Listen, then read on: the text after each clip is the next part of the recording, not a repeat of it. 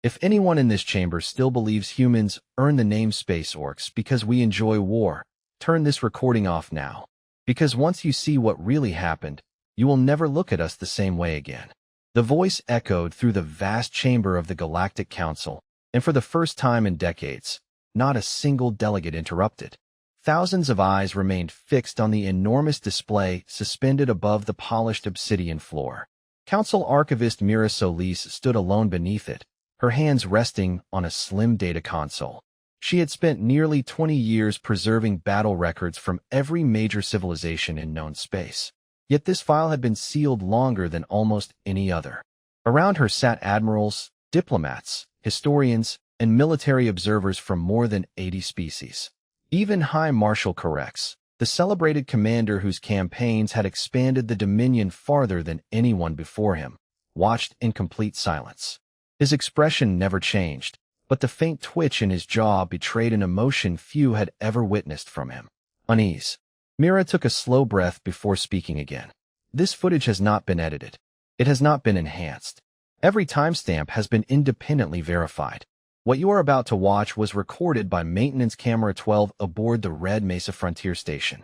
A quiet murmur rippled across the chamber. Someone whispered, "That mining station?" Another answered, "I thought those files were destroyed." Mira looked up at the screen. So did everyone else. The lights dimmed until only the glowing display illuminated the room.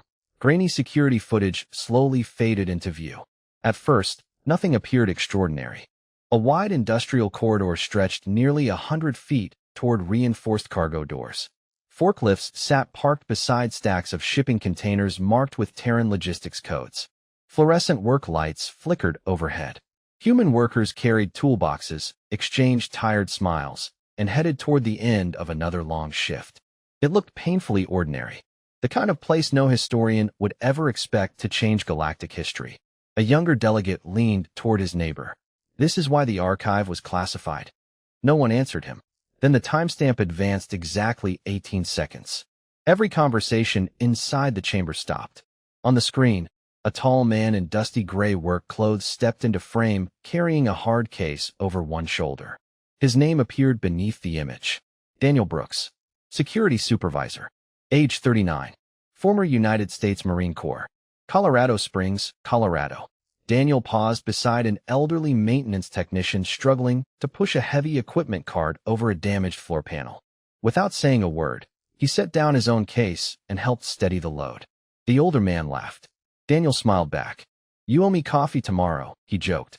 "Only if you stop stealing the good donuts," the technician answered. A few quiet chuckles spread through the council chamber. The exchange felt so normal that several delegates looked confused. Correx folded his arms. "This proves nothing," he said flatly. Mira never looked away from the screen. "Keep watching." The recording continued. Daniel checked his wrist tablet, greeted another mechanic by name, and stopped to wave at two children walking beside their mother toward the residential section of the station. One little girl waved with both hands. Daniel saluted dramatically, making her laugh. "Morning, Mr. Brooks," she shouted. "Morning, Lily. Stay out of trouble." No promises. More laughter echoed softly through the chamber, but it faded almost immediately. Something about the ordinary kindness on the screen felt strangely uncomfortable.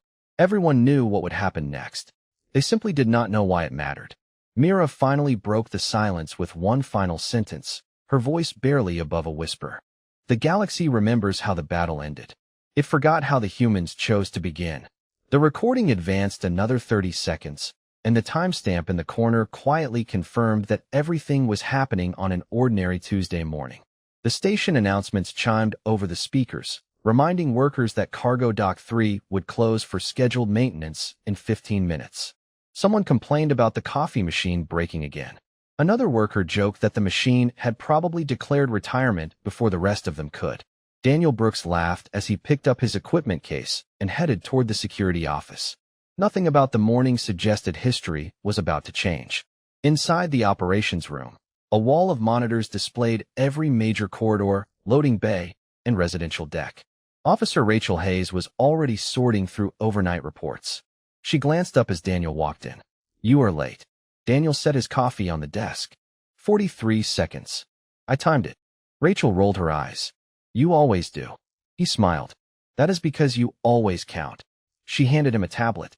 Nothing exciting. 2 maintenance requests, 1 missing cargo drone, and somebody reported seeing an alien pet inside ventilation shaft 14. Daniel skimmed the report. Did anybody actually see the animal? No. Then it is probably another loose cleaning robot. Rachel sighed. That was my guess too. Before either of them could say another word, the station lights flickered once. Then again. Daniel looked up immediately. Power fluctuation? Rachel checked her display. Looks like a brief surge from the outer grid. Daniel frowned. The backup reactors should have caught that. She shrugged. Engineering says they are already checking. Daniel did not answer. Years in the Marines had taught him something simple. Ordinary equipment failures usually stayed ordinary. The dangerous ones always arrived disguised as routine problems. He stepped closer to the surveillance wall and noticed camera 21 freeze for half a second before reconnecting. Then camera 8 blinked out entirely. Rachel. His voice became noticeably calmer. Pull up the maintenance schedule. Already did. Nobody is working near those systems today. Daniel stared at the screens. Exactly. Across the station, families continued their normal routines. Children hurried toward the education center carrying backpacks decorated with colorful alien stickers. Mechanics rolled heavy tool carts across the docking platform. Freight pilots argued over delivery schedules.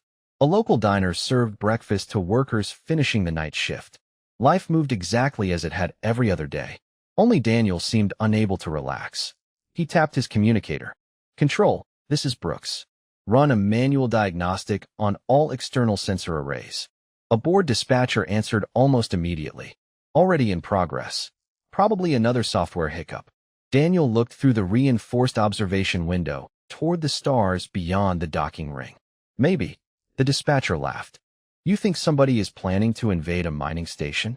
Daniel did not laugh back. I think software does not usually fail one camera at a time. The line went quiet.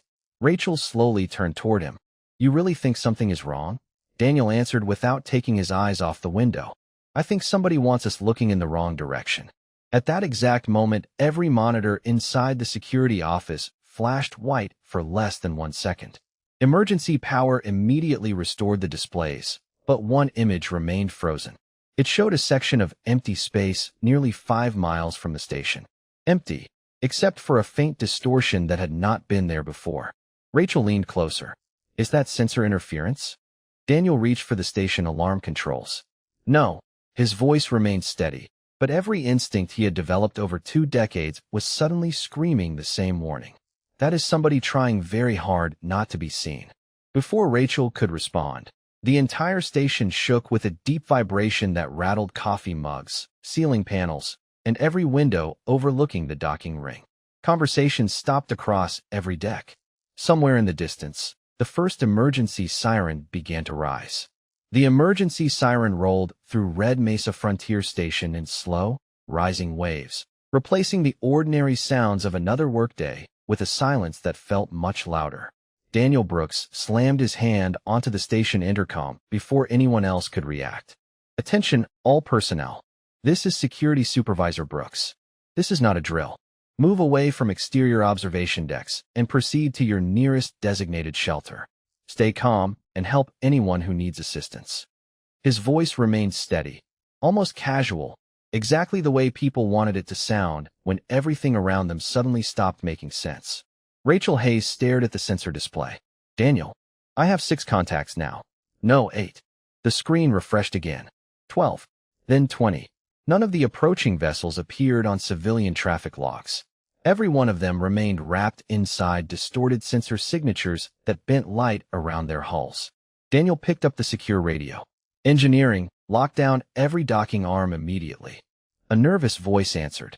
We still have cargo crews outside. Daniel did not hesitate. Bring them home first. Then seal everything. Across the station, workers abandoned forklifts and tool carts as warning lights began flashing along every corridor. Parents grabbed their children. Medical staff pushed patients toward reinforced shelters. Freight pilots sprinted through loading bays carrying flight cases they suddenly no longer cared about. Nobody was screaming yet. That was the strange part. Most people were simply confused, waiting for someone to explain why an ordinary Tuesday had suddenly become something else. High above the station, hidden shapes drifted out of the darkness one by one. They did not fire. They did not broadcast demands. They simply surrounded Red Mesa with quiet precision. On the council recording, several alien delegates leaned forward in their seats. One finally recognized the formation. "Impossible," he whispered. "That is Dominion assault doctrine." Another delegate glanced toward High Marshal Carex. The old commander said nothing. His eyes never left the screen. Back on the recording, Daniel stepped onto the central operations balcony overlooking the main cargo concourse. Hundreds of civilians hurried below him, moving toward shelter entrances under the direction of station security. He noticed Lily, the little girl from earlier, clutching her mother's hand while dragging a stuffed astronaut toy behind her. She spotted Daniel and waved again, trying to smile despite the alarms. He smiled back and pointed toward the nearest shelter. "Keep moving, kiddo." She nodded without saying a word. Rachel rushed onto the balcony, holding another tablet. Long-range communications just went dark. Somebody is jamming everything outside the station. Daniel scanned the stars beyond the massive observation windows. Internal channels? Still working. Good. We only need one voice right now. Rachel looked at him carefully. "You already knew this was coming, did not you?" Daniel shook his head. "No." He watched another unidentified ship appear on the sensor board. "I just knew something felt wrong." Suddenly, every station display switched to the same signal. Static covered the screens for 2 seconds before clearing into the image of a tall, armored figure standing inside a command bridge lit by deep blue tactical displays. The translation software activated almost instantly. "Attention, inhabitants of Red Mesa Frontier Station. I am High Marshal Carex of the Dominion Expeditionary Fleet. This facility has been seized under emergency military authority. Cooperate, and unnecessary losses will be avoided. Resist, and responsibility for the consequences will belong to your own leadership." The transmission ended as quickly as it had begun. The room remained silent. Rachel finally whispered, "They planned this." Daniel nodded once. "Every minute of it." He reached for another microphone. "All security teams, listen carefully. Forget the equipment. Forget the cargo. Your only job is getting people home alive." A young officer looked at him in disbelief. "What about the station?" Daniel picked up his emergency vest and calmly secured it across his shoulders. "Buildings can be rebuilt." He looked toward the crowded shelter corridors where frightened families disappeared behind reinforced doors. "People cannot." As the station lights flickered again, the first heavy impact echoed somewhere deep inside the outer docking ring, and every person in the security office understood the real test had only just begun. The recording never cut away. There was no dramatic music, no clever camera angles, no heroic narration. Maintenance camera 12 remained bolted to the ceiling exactly where an anonymous technician had installed it years earlier, quietly watching history unfold through a scratch protective lens. The first blast door along cargo dock 3 slammed shut with a thunderous metallic echo just as dozens of workers rushed through the narrowing opening. Daniel Brooks stood beside the controls, counting heads instead of seconds. "Come on. Keep moving. Nobody gets left behind." A young cargo loader turned back toward the dock. "My partner is still outside." Before Daniel could answer, another voice crackled through his radio. "Supervisor Brooks, this is Dock Team 6. We have 3 maintenance crews trapped between loading arms 4 and 5. The emergency doors will not cycle." Daniel immediately switched frequencies. "Rachel, reroute auxiliary power to Dock 3. Rachel's fingers flew across her console. "The grid is overloaded. I can only give you 30 seconds. "That is enough." Daniel was already running. 2 station security officers hurried after him. One of them, Marcus Hill, caught up beside him. "We do not even know how many are out there." Daniel never slowed down. "Then we bring back whoever we can." As they reached the outer service corridor, another deep vibration rolled through the station. Ceiling lights blinked before emergency strips bathed the hallway in dim amber light. Somewhere beyond the sealed bulkheads, heavy docking clamps groaned under enormous pressure. Marcus glanced toward the reinforced windows.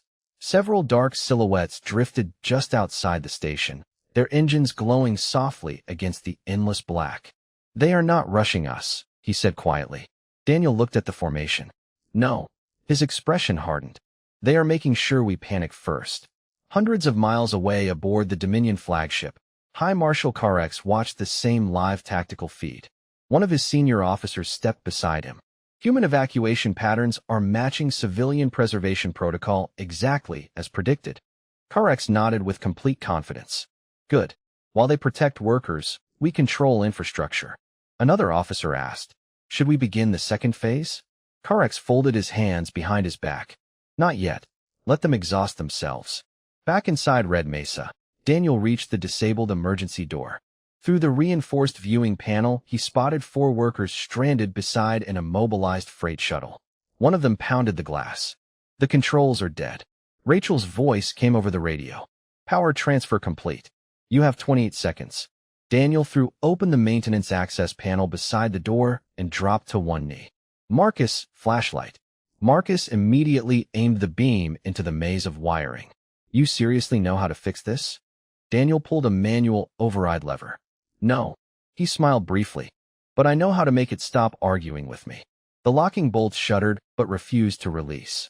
Daniel grabbed a heavy emergency release wrench hanging beside the panel and forced it into place. Every muscle in his shoulders tightened as the mechanism slowly rotated. The old manual system groaned in protest before finally giving way.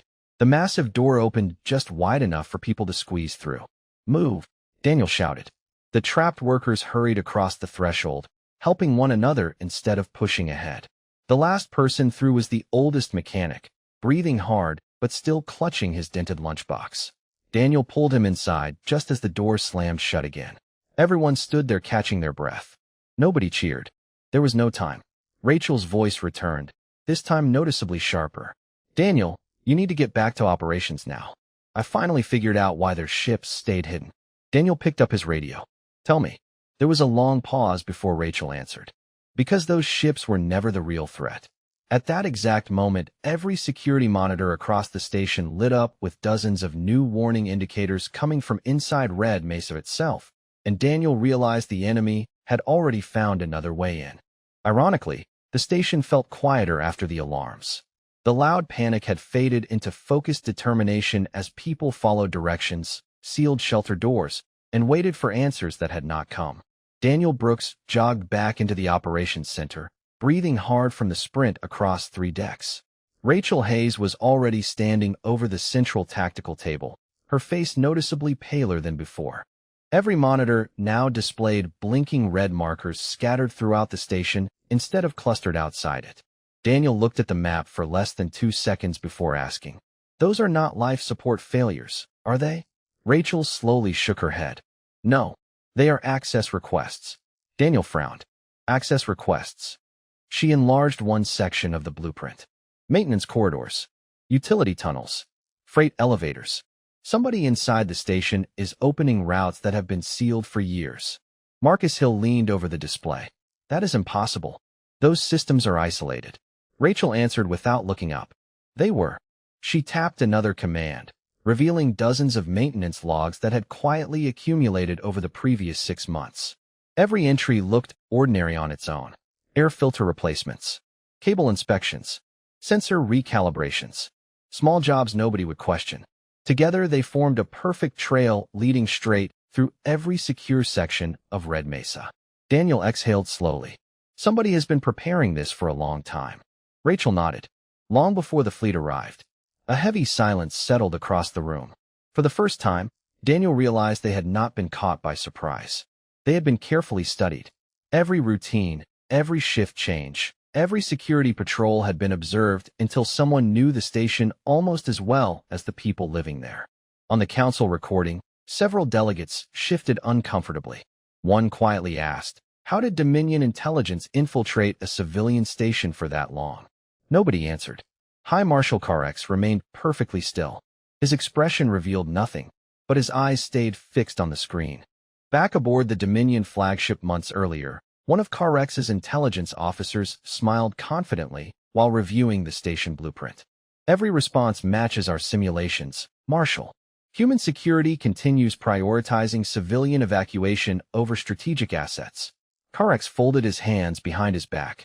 "Exactly as expected. They protect people first, which means they surrender control of infrastructure." The officer allowed himself a satisfied grin. "They are predictable. Carex quietly replied. Every species is predictable. Back on Red Mesa, Daniel reached for the station-wide communication panel again. Attention, all shelter coordinators. Conduct manual head counts immediately. I repeat, manual head counts. Do not rely on automated systems. Marcus looked surprised.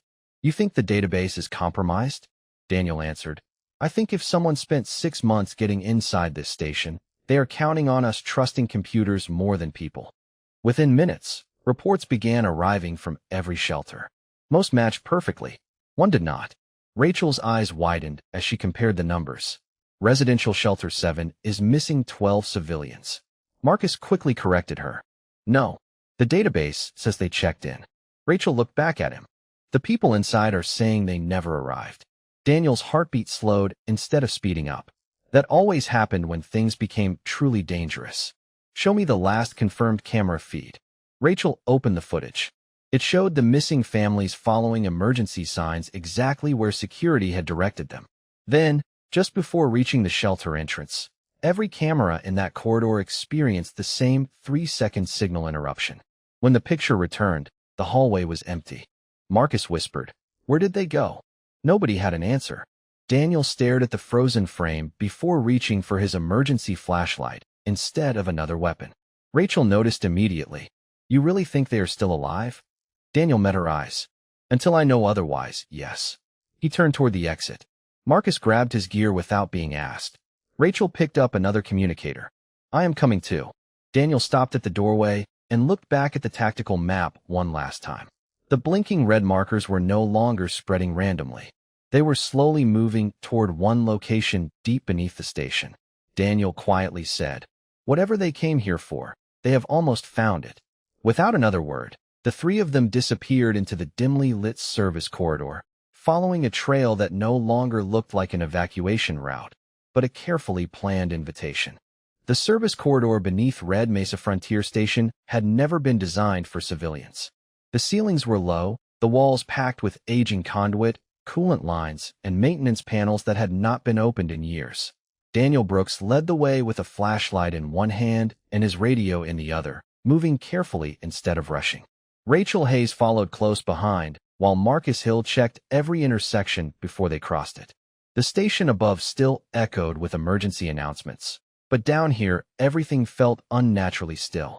According to the blueprint, Rachel whispered, glancing at her tablet, Residential Shelter 7 should be directly above us. Daniel stopped beside a steel hatch. Fresh scrape marks covered the floor. These were not here yesterday. Marcus crouched beside them. Heavy equipment? Daniel slowly shook his head. No. Portable transport carts. Rachel looked confused. Why bring transport carts into maintenance tunnels? Daniel did not answer immediately. Instead, he aimed his flashlight farther down the corridor where another access door stood slightly open. Because somebody planned on carrying something out. The three moved quietly until they reached the doorway. Inside was a forgotten utility chamber filled with old generators, stacked supply crates, and abandoned repair equipment. At first glance it looked empty. Then Marcus noticed several blankets folded neatly against one wall. Children's backpacks rested beside them. A half-finished coloring book lay open on the floor next to a stuffed astronaut toy. Rachel immediately recognized it. That belongs to Lily. Daniel slowly picked it up, brushing dust from the little fabric helmet. Nothing else was disturbed. No signs of panic. No overturned furniture. Just quiet evidence that families had been here only minutes earlier. Marcus frowned. If they were taken, Daniel interrupted him. They walked. Rachel looked at him. How do you know? Daniel pointed towards several paper cups sitting upright beside a water dispenser. Nobody ran. Nobody knocked anything over. He placed the toy carefully inside his vest pocket. Somebody convinced them they were being moved somewhere safer. Rachel's communicator suddenly crackled. Operations to Team 1. We have movement below reactor access corridor. Daniel answered immediately. How many? Unknown. Cameras keep dropping every time they enter another section. Daniel looked toward the next tunnel. Keep tracking them. Far above, aboard the Dominion flagship, High Marshal Carex calmly observed another tactical projection. His intelligence chief smiled as blue icons representing human civilians moved exactly where Dominion infiltration teams expected them to go. Marshal, the diversion is working perfectly.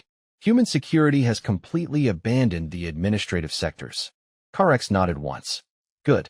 They are still protecting people instead of asking why we came. The officer looked puzzled.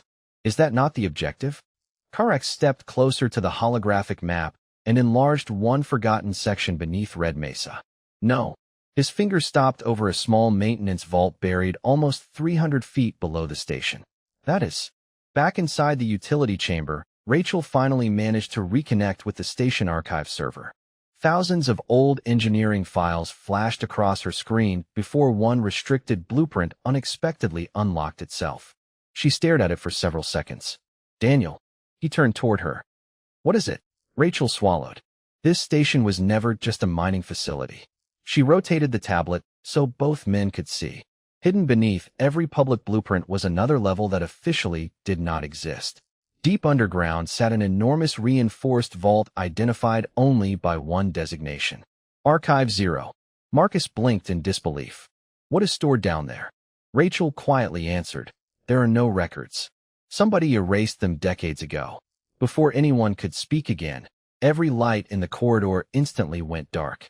Emergency power failed. Backup power failed. Even Rachel's tablet shut itself off. Only Daniel's flashlight remained on, its narrow beam cutting through the darkness until it settled on a sealed blast door at the end of the hallway. Slowly, almost silently, the massive door unlocked from the inside. Daniel raised one hand, signaling everyone to stop. Then a calm, unfamiliar voice echoed through the darkness. Security Supervisor Brooks, we have been expecting you. Daniel Brooks did not answer immediately. He raised one hand toward Rachel and Marcus, signaling them to stay exactly where they were.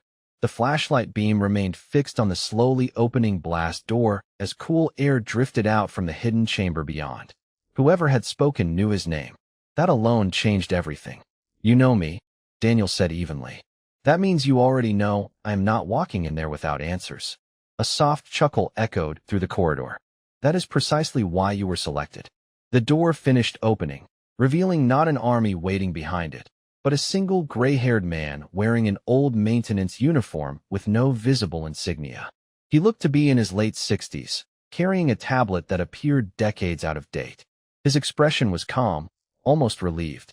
Marcus instinctively stepped forward. Who are you? My name is Walter Grayson, the man replied. Chief Engineer. Or at least I was, before this station officially forgot I existed. Rachel stared at him. That is impossible. Your personnel file says you retired 22 years ago. Walter smiled faintly. My public file does. Daniel kept his attention locked on the older man. The missing families. Where are they? Walter answered immediately. Safe. I need more than your word. Walter slowly stepped aside. Then come see for yourself. Daniel glanced once toward Rachel. She gave a nearly invisible nod. They entered together. The hidden chamber was unlike anything they expected. Instead of military hardware or secret laboratories, they found a massive underground shelter extending farther than the flashlight could reach. Children sat quietly with parents wrapped in emergency blankets. Medical volunteers distributed water and food. Lily spotted Daniel almost immediately and ran toward him, stopping just long enough to hug him around the waist before stepping back with a huge smile. I knew you would find us. Daniel knelt beside her. You doing okay? She nodded. Mr. Walter told us you would come. Daniel looked up at Walter again. You moved them before we got here. Walter nodded. The evacuation routes above had already been compromised. Rachel looked around in disbelief. How did you know? Walter pointed toward hundreds of old analog gauges mounted across one wall. Unlike the station's digital network, every instrument operated mechanically. Because whoever infiltrated Red Mesa spent years learning how to fool computers. He rested a hand on one of the brass dials. They forgot that old machines still tell the truth. In the council chamber watching the recording, murmurs spread across the delegates. One historian quietly whispered, humans kept manual backups? Another answered, who does that anymore? Even Karex leaned forward slightly. Back in the recording, Walter walked toward an enormous reinforced vault door marked only with a faded number. 0. This is Archive 0, he said. Everything they came for is behind this door. Rachel frowned. What exactly is inside? Walter's smile disappeared. History. Daniel exchanged a confused look with Marcus. History. Walter nodded. The original first contact records. Every conversation, every sensor log, every unedited transmission from the day humanity entered the galaxy. Rachel's eyes widened. Those records were destroyed. Walter quietly replied, "That is what everyone was supposed to believe." Before anyone could ask another question, every light inside the shelter flickered. An emergency alarm unlike any heard before echoed through the underground chamber. Walter looked toward the ceiling with visible disappointment. "They found us sooner than I hoped." Daniel reached for his radio, but only static answered. Walter looked directly into his eyes and spoke with complete certainty. Marshal Carex was never trying to capture this station. He turned toward the sealed vault behind him. He came to erase the one thing that could change how the entire galaxy sees humanity. The alarm pulsed through Archive 0 with a slow mechanical rhythm that sounded older than the station itself. Walter Grayson walked to a steel console built with physical switches instead of touchscreens and flipped a heavy protective cover open. "They can shut down every modern system on this station," he said calmly. "They cannot shut down this one." Daniel Brooks stepped beside him while Rachel Hayes scanned the thick binders lining the reinforced shelves. "You kept paper records?" she asked, still unable to believe what she was seeing. Walter nodded. "The first rule of preserving history is never trusting only one copy." Marcus Hill peered toward the sealed vault door as another deep vibration rolled through the underground chamber. Dust drifted from the ceiling. "How long do we have?" Walter looked at the old pressure gauge mounted above the entrance. "Not long enough." Rachel slid an aging storage case onto the central table. Inside were crystal data modules protected by handwritten labels instead of digital tags. She picked one up carefully. "These dates." Her voice trailed off. "These go back to first contact." Walter smiled faintly. Before governments polished speeches. Before politicians rewrote events. Before anyone decided what the galaxy should remember. Daniel looked toward him. "What is in those recordings that scares Carex so much?" Walter met his eyes. "The truth." Back aboard the Dominion flagship in the archived footage, High Marshal Carex stood silently as intelligence officers celebrated another successful phase of the operation. One officer reported, "The underground vault has been located. Recovery teams estimate full access within minutes." Another added, "Once the archive is destroyed, every surviving historical record will match the official council version." Carex did not share their satisfaction. He watched the tactical display for several seconds before quietly asking, "Has Brooks been accounted for?" The bridge became silent. "No, Marshal." Carex folded his hands behind his back. "Then nothing is finished." Inside Archive 0, Rachel inserted one of the crystal modules into an isolated projector powered by its own independent battery. A grainy image slowly appeared above the table. The recording showed humanity's first diplomatic meeting with an alien expedition decades earlier. There were no soldiers, no threats, no demands, only exhausted astronauts offering water, medical supplies, and shelter to strangers whose damaged vessel had drifted into the solar system. Marcus stared at the projection. "That is not what they teach in the academy." Walter quietly replied, "No. The official story says humanity demanded military concessions before offering assistance." Daniel watched the old recording as one exhausted human medic removed his own jacket to keep an injured alien warm, while another crew member calmly repaired the damaged life support systems. Nobody asked for payment. Nobody negotiated. They simply helped because someone needed help. Rachel whispered, "The entire historical narrative is backwards." Walter nodded. For generations, the galaxy was taught to fear human strength without ever learning why humans became strong in the first place. Suddenly, every emergency light inside Archive 0 switched from amber to deep red. A loud mechanical impact echoed from the opposite side of the vault door. Marcus instinctively stepped toward the entrance. Daniel remained focused on the projector. "How much can we transmit?" Rachel checked the isolated equipment. "Very little. The jamming field is still active." Walter reached beneath the console and removed a small metal key attached to a faded leather cord. He placed it into Daniel's hand. "There is one transmitter they never found." Daniel looked down at the key. "Where?" Walter pointed toward an elevator shaft hidden behind rows of archive shelves. "At the top of the station. The original emergency beacon. It predates every modern communications network." Rachel looked from the projector to Daniel. If we can broadcast these recordings, Walter finished the thought for her. The entire galaxy will finally see what really happened.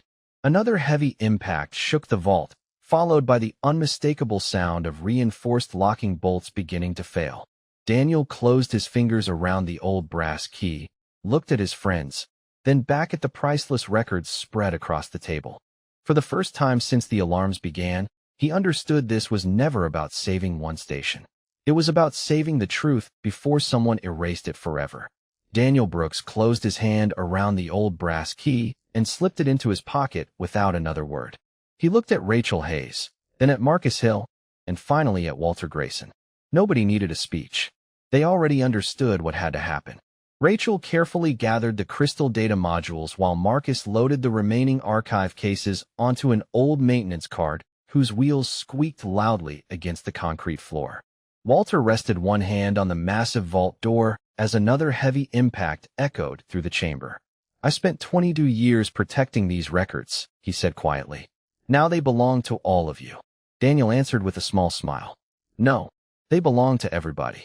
The hidden elevator still worked because it had never been connected to the modern station network. Powered by an independent mechanical system, it slowly carried them upward through levels that no official blueprint acknowledged. Every passing floor reminded Daniel how many ordinary people lived above them. Mechanics finishing long shifts, parents helping children with homework, nurses working double shifts. People who had no idea history had almost been rewritten beneath their feet. When the elevator finally opened onto the abandoned communications tower, cold starlight poured through cracked observation windows. The original emergency beacon stood exactly where Walter had promised, built from thick steel and analog controls that looked more like museum pieces than working equipment. Rachel placed the first crystal module into the transmitter housing. "Signal path is clear," she said, almost surprised. Nobody even knew this existed. Daniel inserted the brass key. The machine hummed to life with a deep mechanical vibration. A single green light illuminated the control panel. "Broadcast ready," Rachel whispered. Hundreds of miles away, alarms suddenly sounded across the Dominion flagship. One of Corex's officers looked up in confusion. "Marshal, we are detecting an unauthorized transmission." Another officer rushed to his console. "It is bypassing every jamming field." Corex stared at the expanding signal on the tactical display. For the first time since the operation began, certainty disappeared from his face. "Can you stop it?" The bridge fell silent. Finally, the communications officer answered with quiet honesty. "No, Marshal. Once it reaches the relay network, everyone will receive it." Daniel looked at Rachel one last time. She nodded. Without hesitation, he pressed the broadcast switch. Across the galaxy, military headquarters, universities, merchant vessels, hospitals, and ordinary homes interrupted their programming as forgotten recordings appeared on countless screens. They watched human astronauts offering food before asking questions. They watched engineers repairing alien life support systems before repairing their own equipment. They watched frightened strangers become neighbors because somebody chose kindness over fear. Nobody saw conquerors. Nobody saw monsters. They saw people. Back inside the Galactic Council chamber, the final frame of the archive recording faded to black.